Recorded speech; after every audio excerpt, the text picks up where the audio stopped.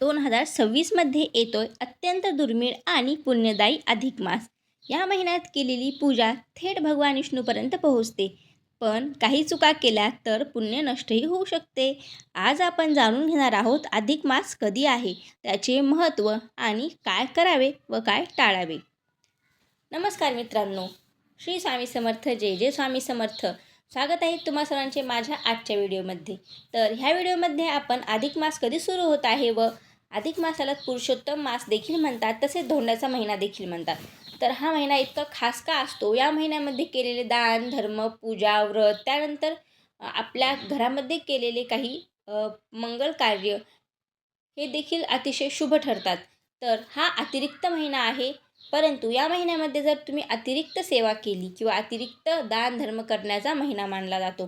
त्यामुळे अधिक मास खूप महत्त्वाचा ठरतो. तर हा अधिक मास कधी आहे, या अधिक मासामध्ये काय करावे, काय करू नये हे आपण जाणून घेऊ. अधिक मास म्हणजे हिंदू पंचांगातील अतिरिक्त महिना.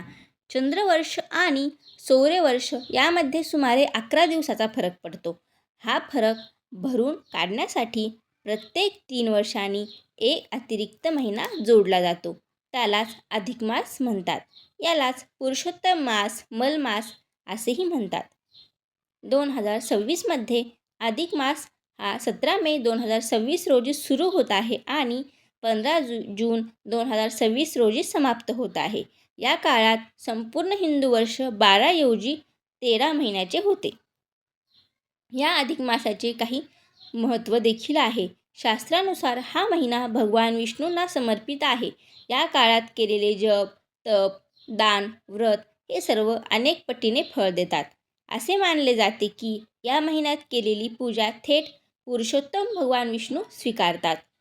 अधिक मासामध्ये काय करावे? दररोज ओम नमो भगवते वासुदेवाय नमः या मंत्राचा जाप करावा. गीता, विष्णू सहस्त्रनाम वाचन करावे.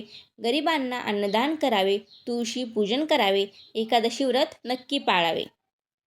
तसेच या महिन्यामध्ये काही चुका देखील तुम्हाला करायच्या नाहीत. या महिन्यात खालील शुभ कार्य टाळले जातात: विवाह, गृहप्रवेश, नामकरण, नवीन व्यवसाय सुरू करणे, कारण हा काळ आध्यात्मिक साधनेसाठी मानला जातो. त्यामुळे शक्य होईल तर या महिन्यामध्ये दान, धर्म, पूजा पाठालाच जास्त महत्त्व दिले जाते. अधिक मासामध्ये रोज सकाळी तुळशीला जल अर्पण करा. संध्याकाळी दीपदान करा. विष्णू मंदिरात पिवळे फूल अर्पण करा. गरिबांना वस्त्रदान करा. हे उपाय केल्याने धन, सुख, शांती, पापांचा नाश होतो असे मानले जाते. जर तुम्हाला ही माहिती उपयुक्त वाटली असेल तर व्हिडिओला लाईक करा, चॅनलला सबस्क्राईब करा आणि हा व्हिडिओ जास्तीत जास्त लोकांसोबत शेअर देखील करा. तर येणाऱ्या अधिक मासामध्ये तुम्ही देखील पूजा, दान, धर्म करा आणि जास्तीत जास्त पुण्य प्राप्त करून घ्या. तसेच भगवान विष्णूंची मनोभावे आणि अतिशय भक्तिभावनेने पूजा अर्चना सेवा करा.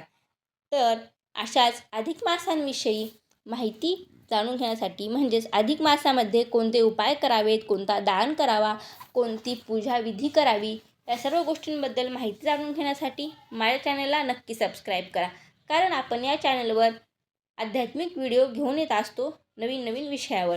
त्यामुळे जर तुम्हाला अधिक मासामध्ये काय दान करावे, कोणत्या गोष्टी करू नये, कोणत्या गोष्टी कराव्या, कोणते उपाय केल्याने आपल्या आयुष्यामधील असलेल्या अडचणी ह्या दूर होतील, या सर्व गोष्टींबद्दल माहिती असणारे व्हिडिओ मी आपल्या चॅनलवर अपलोड करणार आहे. त्यामुळे चॅनलला नक्की सबस्क्राईब करा आणि व्हिडिओ आवडला तर व्हिडिओला लाईक देखील करा. तसेच कमेंटमध्ये ओम नमो भगवते वासुदेवाय लिहायला विसरू नका.